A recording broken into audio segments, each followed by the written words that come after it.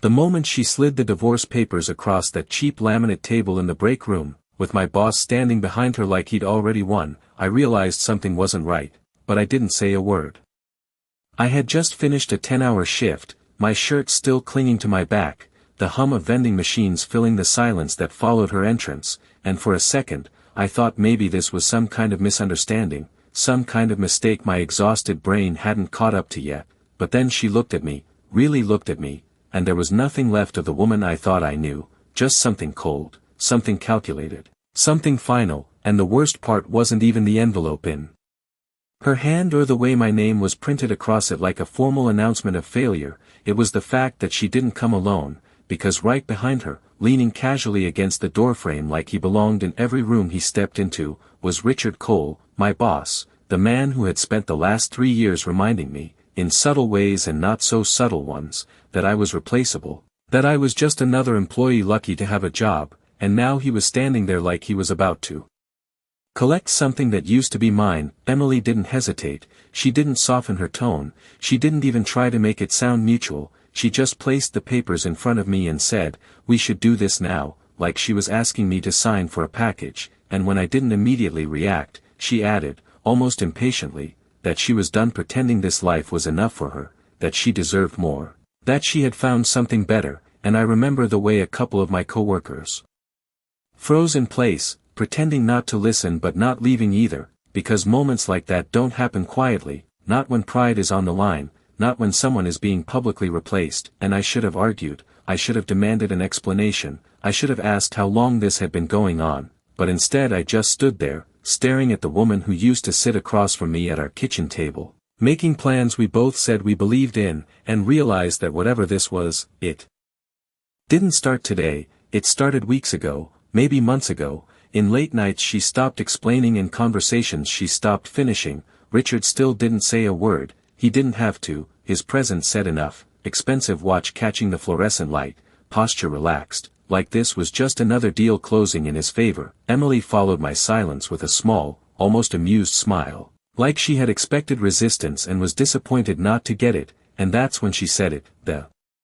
part that everyone in that room would remember, that I was too comfortable being average, too stuck to ever give her the life she wanted, and that she wasn't going to wait around for me to catch up, and I could feel the shift in the room, that quiet judgment people don't say out loud but you can feel in the way they look at you, the way they start to agree with whoever sounds more confident, and in that moment, she had all the confidence, all the narrative, all the control, so I picked up the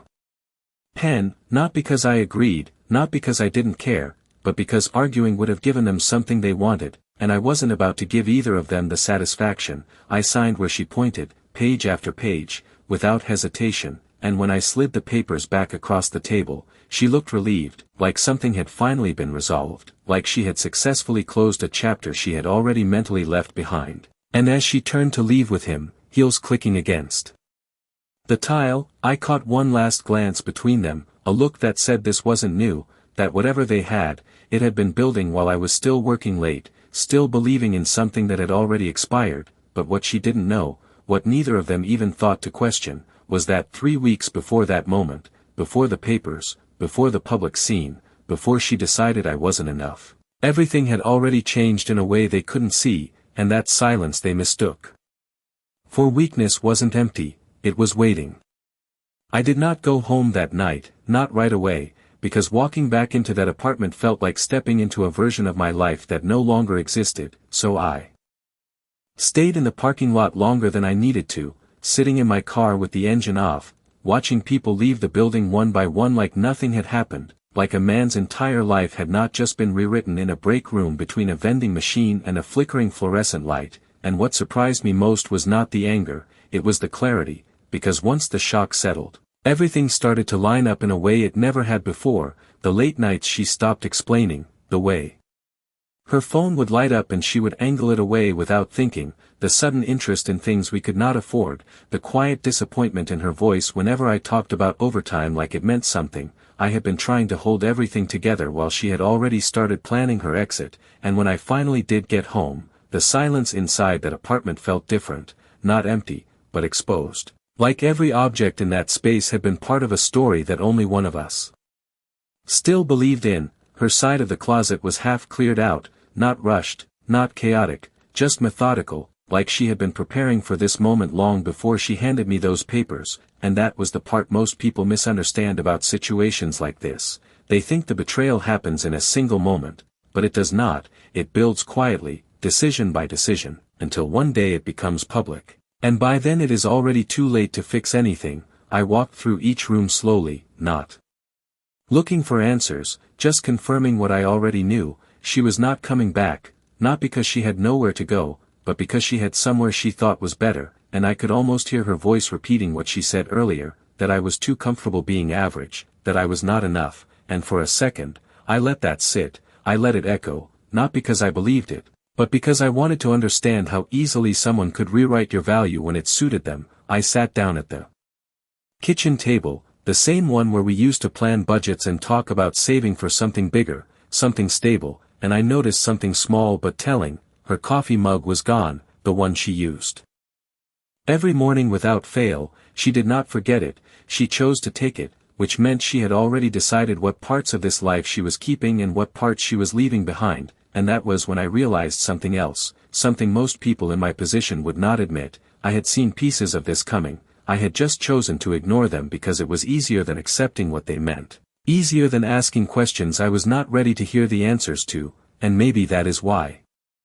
I did not argue in the break room. Maybe that is why I signed without hesitation, because somewhere underneath everything, I already knew the version of us she was leaving had been over for a while. I just had not said it out loud yet, but what she did not know, what she never even considered asking about, was that my life had already shifted in a way that had nothing to do with her. 3 weeks before she walked out, before she stood next to him and decided I was not worth staying for, I had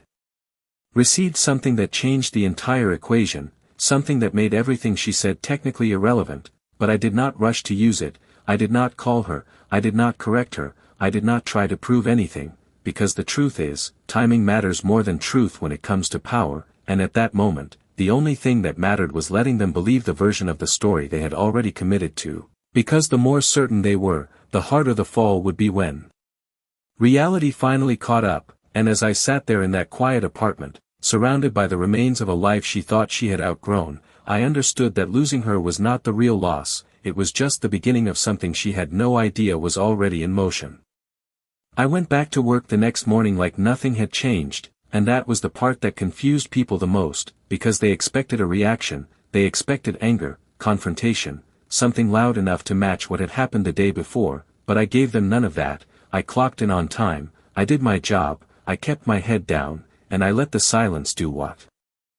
it always does, make people uncomfortable enough to fill it themselves, and they did. Whispers started before lunch, quiet conversations that stopped when I walked by, eyes that lingered just a second too long, trying to figure out if I knew more than I was letting on, but the truth was, I knew exactly what they knew, just not the version they believed. Emily did not try to hide anything anymore, she did not need to. She walked through the office like she belonged somewhere above it now, like she had already moved on to a different level while the rest of us were still catching up, and Richard made no effort to distance himself either. If anything, he leaned into it, calling her into meetings that used to exclude her, giving her responsibilities that did not match her role, making sure everyone saw the shift in real time. It was not subtle, it was strategic, and what they were building was not just a relationship. It was a narrative, one where she had chosen better, one where he had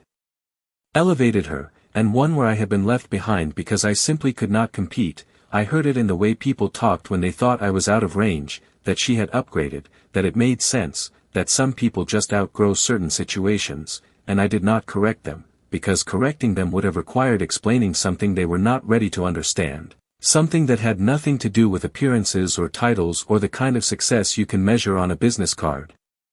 And that was when the pattern became impossible to ignore. Every interaction, every glance, every quiet judgment was reinforcing the same idea, that I was the one who lost, that I was the one who had been replaced, and Emily made sure that version stuck. She told the story in pieces, never directly, never in a way that could be challenged, just enough detail to guide people to the conclusion she wanted them to reach. That I had been holding her back, that she had stayed longer than she should have, that she finally chose a future that matched her ambition, and people believed it because it sounded right, it fit what they could see, and what they could see was a man in a worn shirt doing a job that barely kept the lights on, and a woman stepping into a world of tailored offices and executive meetings, and in their minds, that was all the proof they needed. What they did not see, what she did not see, was that I had already stepped out of that version of myself, not publicly, not in a way anyone could point to, but quietly, deliberately, in a way that did not require validation from anyone in that building. And the more comfortable they became with their version of the story, the more certain they were that everything had already been decided, the easier it became for me to let them keep believing it, because certainty has a way of blinding people to what is right in front of them, and while they were busy watching me stay in place, they never once thought to ask why I was not reacting, why I was not fighting back, why I was not trying to fix something that was already beyond repair, and that was exactly the point. Because the moment you stop trying to prove your worth to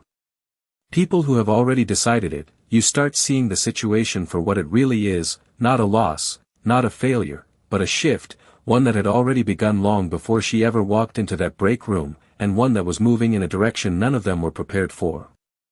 By the end of that week, the shift was no longer subtle, it was visible in everything from where people sat during meetings to who got acknowledged when results were discussed, and Emily had moved completely into that new space like she had always belonged there, her desk relocated to the executive floor, her schedule suddenly filled with strategy sessions she used to hear about secondhand, and every time she walked past the lower level where I still worked, she did not look down, not even once.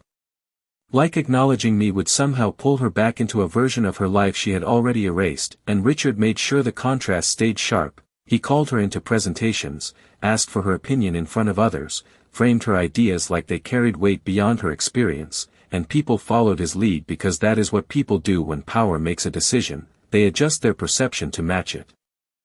And the more they elevated her, the more it reinforced the idea that I had been the limitation all along, that she had been waiting for the right opportunity to step into something bigger, and I could hear it in the way conversations changed when my name came up, no longer with curiosity, but with quiet conclusions, like the outcome had already been decided and all that was left was to accept it. Someone mentioned that she had outgrown me, someone else said it was only a matter of time, and no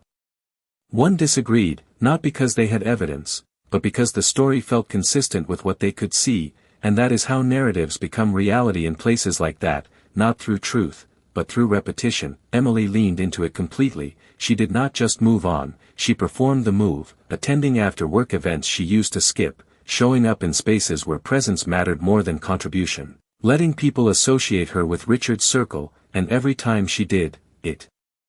widened the gap between who she used to be and who she was presenting now, and I could see how comfortable she had become with that version of herself, how easily she had stepped into a role that required her to believe she had made the right choice, because doubt would have been inconvenient, doubt would have forced her to question the timing, the overlap, the decisions she made before everything became public, so instead she doubled down. She committed fully to the idea that she had traded up. That she had left something small for something significant, and in doing so, she made it easier for everyone else to believe it too, but what none of them noticed was how controlled the situation actually was, how carefully it was being shaped from the top down, because while Emily was gaining visibility, Richard was consolidating influence, moving people around, positioning himself for something larger than just internal recognition, and that was when the gap between perception and reality started to matter more than ever, because from the outside, it looked like everything was working in their favor, promotions, visibility, momentum, but underneath it, there were decisions being made at a level they did not fully understand, decisions that did not depend on office politics or social positioning, decisions that were already in motion long before Emily decided she needed something better, and I watched it all without interfering, without correcting anyone, because the more stable their position felt, the less prepared they would be for anything that challenged it, and stability has a way of making people careless. It makes them assume that what they have built cannot be taken away, that what they have secured will hold, and that is exactly when it becomes vulnerable, and as I stood there, still in the same role, still in the same space they had mentally placed me in, I realized that the real difference between us was not status or salary or title, it was timing, because while they were celebrating a version of success that depended on perception, I was waiting on something that did not. By the second week, it was no longer just perception, it had become structure, the kind that locks people into roles whether they realize it or not, and mine had been clearly defined without anyone needing to say it out loud. I was the one who stayed behind, the one who got replaced, the one who simply did not measure up, and the more that idea settled into the environment, the easier it became for everyone to treat it like fact. Assignments shifted, opportunities passed quietly over me. Conversations that once included me now happened just outside my reach, not in a hostile way, not in a direct way, just enough distance to make it clear that I was no longer part of anything that mattered, and what made it worse was how normal it all felt to them, like this was just how things worked, like people who fall behind naturally fade out of the picture, and I let them believe that. I let them adjust around me. Because pushing back would have required me to explain something I was not ready to reveal, something that would have changed the entire tone of those conversations instantly, and timing still mattered more than reaction. Emily, on the other hand, leaned further into her new position. She did not just accept the shift, she reinforced it. Every meeting she attended, every decision she was included in, every moment she stood beside Richard like she belonged there, it all added weight to the story she had chosen. And the more visible she became, the more invisible I was expected to be, and I could see how that contrast fed her confidence, how it validated her decision in real time, because from her perspective, everything was improving, her access, her status, her future, all of it moving in the direction she believed she deserved, and in that environment, there was no reason for her to question anything, no reason to look back, no reason to consider that the version of me she had dismissed was not the full picture. Richard, however, started operating differently, not in a way most people would notice, but in ways that mattered. He became more careful with his interactions, more selective about who he spoke to and when, and I noticed something else, something subtle but consistent. Emails would come through late in the evening, meetings would be scheduled at odd times, documents would circulate that never reached the general floor, and while most people saw growth, I saw movement, not upward, but strategic, like pieces being placed in positions that would matter later, and that was when it became clear that whatever he was building was not just about internal recognition, it was about control, and that kind of control does not stay hidden forever. It attracts attention from levels above, levels that do not operate on office narratives or personal relationships, levels that look at numbers, ownership, leverage, and long-term positioning, and that is where the real difference between us existed, because while Richard was trying to secure influence within the company, I was already connected to something that existed outside of it, something that did not depend on his approval or Emily's perception or anyone else's version of events. And the more they invested in their current position, the more exposed they became to what was coming, because neither of them had asked the one question that would have changed everything. Not once did they stop to consider what had changed on my side, not once did they question why I was not reacting the way they expected, and that assumption, that complete certainty that I had nothing left to play, was exactly what made their position fragile, because when people believe they have already won, they stop paying attention, they stop preparing, they stop looking for variables that could disrupt what they think is stable, and as I moved through each day without resistance, without confrontation, without any attempt to reclaim what they thought I had lost, I knew that the moment everything shifted would not come from anything they did, it would come from something they never saw coming, something that had already been set in motion long before they decided my story was over. 3 weeks before everything fell apart, before the break room, before the papers, before Emily decided I was no longer enough, I was sitting in a different office, one that did not smell like burnt coffee or echo with the sound of vending machines, but instead carried that quiet kind of control you only notice when everything feels deliberate, and I remember thinking at the time that I almost did not show up, because the letter had been sitting on my kitchen counter for 2 days, unopened. Mixed in with bills and advertisements, the kind of envelope that looks official enough to matter but vague enough to ignore, and if I am being honest, the only reason I finally opened it was because I assumed it was bad news, because that is the only kind of surprise I had been used to, but what I found inside was something I did not recognize at first, not because it was complicated, but because it did not fit into any version of my life I understood, a formal notice from a law firm downtown, requesting my presence regarding an estate matter connected to a name I had not heard in years, James Foster, a relative I barely knew, someone my family spoke about in fragments, a man who had disappeared into his own life long before I had one of my own, and yet somehow, I was being called into a conversation about something he left behind, something that now involved me, and when I walked into that office, still in my work clothes, still carrying the weight of a routine that had not yet broken, I expected confusion, maybe a small financial detail, maybe something administrative, but instead, I was met with clarity, the kind that does not need to be explained twice. The attorney did not waste time, he confirmed the identity, verified the connection, and then placed a series of documents in front of me that changed everything in a way I did not immediately react to, not because it was not significant, but because it was too far outside the reality I had been operating in to fully process in that moment. Numbers that did not feel real, assets that extended beyond anything I had ever been responsible for, structures of ownership that connected to companies I had only ever seen from the outside, and buried within all of it, something that mattered more than the numbers themselves, control, not symbolic, not partial, but direct. A controlling stake in a corporate group that held influence over multiple subsidiaries, including the company where I worked, the company where Richard built his authority, the company where Emily believed she had just stepped into something bigger. And I remember asking a simple question, not because I doubted the information, but because I needed to hear it said clearly, what exactly does this mean? And the answer came back just as direct, it means decisions at the highest level now require your approval, it means what you thought was fixed is not fixed, it means what looks permanent from the inside can be changed from the outside, and that was the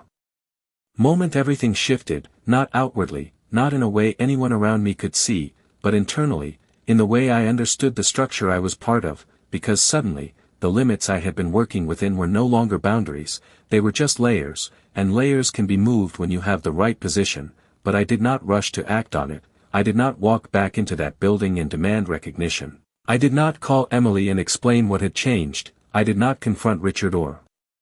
challenge anything they were building, because power used too early becomes noise, and noise gives people time to react, time to adjust, time to protect themselves, and what mattered more than the information itself was when and how it would be used, so I kept it where it was, quiet, controlled, waiting, and I returned to my routine like nothing had changed, because from their perspective, nothing had. Emily still saw me as the man she had outgrown, Richard still saw me as the employee he could replace, and everyone else saw exactly what they expected to see, a story that made sense based on what was visible, but what they did not know, what they never thought to question, was that the structure they were relying on, the one they believed secured their position, had already shifted in a way that did not require their awareness, and by the time any of it reached them, it would not come as a warning, it would come as a fact, one that did not ask for their agreement, one that did not depend on their understanding, one that simply existed, and as I sat across from that attorney, signing documents that transferred more than just assets, but authority, I realized that everything they believed about me, every assumption they made, every conclusion they reached, was based on a version of reality that no longer applied, and the only thing left to decide was not whether to change that perception, but when. The first crack did not happen in a meeting or a confrontation, it happened quietly, in an email that was never meant to create panic, just attention, and I saw it before anyone else understood what it meant, because while everyone else focused on their roles and routines, I had started paying attention to the layers above them, the ones that did not operate on office politics or daily performance, but on ownership, approvals, and long-term positioning, and that was where things began to shift. The message came late in the evening, flagged for executive review, referencing a scheduled board session that had not been on the usual calendar, not the kind of meeting people casually attended, but the kind that only existed when something significant was about to be decided, and what stood out was not just the meeting itself, but the list of required attendees, names that did not usually overlap, departments that did not normally sit in the same room, and right there, near the bottom, was Richard's name, not as a presenter, not as a decision-maker, but as someone expected to provide clarification, which was the first sign that whatever he had been building was now being evaluated at a level he did not fully control. I noticed the shift in his behavior the next morning, subtle to most, but obvious if you were looking for it. He checked his phone more often, responded to messages faster than usual, his confidence still intact on the surface but carrying a slight edge. The kind that appears when someone realizes they are no longer the only one shaping the outcome. Emily did not notice at first, she was still moving through her new role with the same certainty, still believing that proximity to him meant security, that being in his circle meant she was protected from anything outside of it, and that assumption made sense from where she stood, because from her perspective, everything still pointed upward: meetings, visibility, access, all the indicators she had used to justify her decision were still in place, but what she did not see was the difference between influence and control, the difference between being included and actually having authority, and that difference only becomes clear when something challenges the structure, and that challenge was already forming. I did not interfere, I did not need to, because the process had already started moving in a direction that did not require my presence to continue, but I made one decision that week. One that would matter later. I scheduled a meeting, not with anyone inside the building, not with anyone who had been part of the narrative unfolding on that floor, but with the people who operated above it, the ones who reviewed performance at a level where titles meant less than results and relationships meant less than alignment with long-term strategy. And when I walked into that room, I was not introduced as an employee. I was not positioned as someone seeking approval. I was acknowledged for what the documents had already established: someone with a stake large enough to influence direction, someone whose input was not optional, and the conversation that followed did not involve emotion, did not involve personal history, did not involve any version of the story that had been circulating in that office. It was about structure, positioning, and what needed to change to stabilize something that had started to drift in the wrong direction, and that was when it became clear that the gap between perception and reality had reached its limit. Because while Emily was still building her future on visibility and Richard was still reinforcing his position through influence, the framework they depended on was already being reviewed for adjustment, and adjustments at that level do not come with warnings, they come with decisions, and those decisions do not ask who feels secure, they only ask what serves the structure moving forward. And as I left that meeting, I understood that the stage they had been performing on was about to change in a way they could not control, not because of anything they did wrong in the moment, but because they never considered that the system itself could shift beneath them. And when it does not matter how confident you were, how visible you became, or how certain you felt about your position. What matters is who holds the authority when the decision is made, and that was something neither of them had prepared for. The meeting was scheduled for 9 in the morning, but people started arriving 15 minutes early, not because they were told to, but because something about the tone of the email had shifted the atmosphere. It was not framed as a routine update or a quarterly review, it carried a different weight, the kind that makes people adjust their posture before they even understand why, and I could see it in the way the room filled: department heads, senior managers, even a few faces that rarely left the executive floor, all taking their seats with quiet curiosity, trying to read the situation before it revealed itself. Richard was already there when I walked in, seated near the center of the table, confident as always but more composed than usual, like he was preparing for something he had not fully anticipated. Emily sat 2 seats away from him, closer than she would have been a few weeks ago, her presence there alone enough to signal how much her position had changed. And when she noticed me enter, there was a brief pause, not dramatic, not obvious, just a moment where her expression shifted from neutral acknowledgement to something closer to confusion, because I was not supposed to be there, not in that room, not in that context, and that was the first disruption, small, but enough to break the flow of assumptions that had been guiding everything up to that point. I did not explain myself, I did not need to. I took a seat at the far end of the table, placed my folder in front of me, and waited, because timing still mattered. The room settled, the conversations faded, and when the meeting officially began, it did not start with the usual introductions or summaries. It started with a representative from the board outlining a series of concerns, not emotional, not personal, but structural: performance inconsistencies, misaligned strategies, decisions that had created short-term visibility at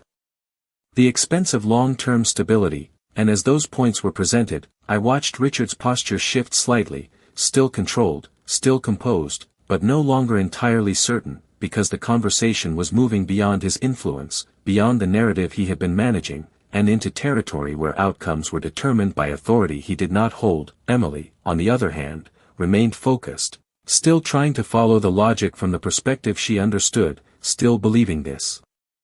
was a conversation she was part of. And then the moment came, not dramatic, not loud, just a transition. The board representative paused, glanced toward me, and said my name, not as an introduction, but as confirmation. And that was when the room changed, because recognition at that level does not come without context, and context, once revealed, does not need explanation. I opened the folder, slid a set of documents forward, and spoke for the first time, not to defend, not to argue, but to clarify, outlining the ownership structure, the stake that had transferred, the authority attached to it, and the implications that came with it, and I did it without raising my voice, without adding emphasis. Because the information itself carried enough weight, and as the details settled into the room, I could see the shift happen in real time, not just in Richard, whose expression moved from controlled confidence to measured calculation, but in Emily, whose understanding lagged just long enough to make the realization sharper, because for her, this was not just a structural change. It was a complete reversal of everything she had believed about the situation, the man she had dismissed, the position she thought she had outgrown, the future she believed she had secured, all of it recalibrating in a single moment, and I did not look at her, not directly, because this was not about reaction, it was about reality, and reality does not need to announce itself, it simply replaces whatever came before it. The board continued, decisions were outlined, roles were reassessed, and the direction of the company was adjusted in a way that did not rely on past assumptions or personal alignments.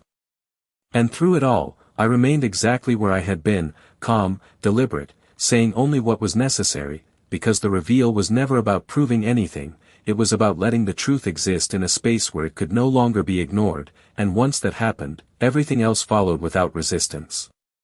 The room did not erupt, it did not collapse into chaos or raised voices, it simply shifted, the way a structure does when its foundation is quietly replaced, and that was the part most people never expect. They think moments like this are loud, dramatic, impossible to ignore, but the real ones are controlled, measured, undeniable without needing to be repeated, and as the board moved forward with their decisions, outlining changes in leadership alignment, redefining authority at the executive level, and recalibrating responsibilities based on long-term stability instead of short-term positioning, I watched the outcome settle into place without resistance. Richard did not argue, he did not interrupt, because he understood what most people in that room were only beginning to realize, that this was not a discussion, it was a conclusion, one that had already been reviewed, approved, and formalized before anyone took their seat at that table, and when his role was adjusted, not removed in a dramatic way, but repositioned into something smaller, something that no longer carried the influence he had built his identity around, he accepted it with the same composure he had always presented, but there was a difference now, not in how he acted, but in what he no longer controlled. Emily, however, was still processing, still trying to reconcile what she had believed with what was now undeniable, because for her, this was not just a professional shift, it was a personal miscalculation, one that could not be explained away with timing or circumstance, one that forced her to confront the reality that everything she had dismissed, everything she had walked away from, had not been what she thought it was, and I could see it in the way she sat there, no longer leaning forward with certainty, no longer aligning herself with the outcome she expected, but adjusting, slowly, as the structure around her changed in ways she could not influence, and through all of it, I remained exactly where I had been from the beginning, not elevated in a way that demanded attention, not positioned for recognition, just present, because presence was enough when the authority behind it had already been established, and when the meeting ended, people did not rush out, they left in a different way than they had entered, quieter, more aware, carrying with them a version of the story that no longer matched what they had believed just hours earlier, and as I gathered my folder and stood up, there was a moment, brief but clear, where Emily looked at me, not with anger, not with defiance, but with something closer to understanding, the kind that arrives too late to change anything, and I did not stop, I did not explain, because explanations belong to moments where outcomes are still uncertain, and this one was not. I walked out of that room the same way I had walked into it, calm, deliberate, without urgency, because there was nothing left to prove, nothing left to reclaim, the narrative had already corrected itself, and the version of me they had built their assumptions around no longer existed in any way that mattered, and as I stepped back into the hallway, away from the room where everything had just been decided, I realized something that had nothing to do with money or position or control, something simpler, something quieter, that losing someone who only valued you based on what they could see is not a loss at all, it is a clarification, and some people do not fall behind because they lack value. They fall behind because they choose the wrong measure of it, and by the time they realize the difference, the outcome has already been set, not by chance, not by emotion, but but by decisions made long before they ever thought to question them, and I kept walking, not because I needed distance, but because staying would have meant revisiting something that had already ended, and I had no reason to go back to a version of my life that no longer applied. And sometimes, the truth doesn't show up until it's already too late. Thank you for watching until the end. If this story made you think, don't forget to like, share, and subscribe for more stories like this.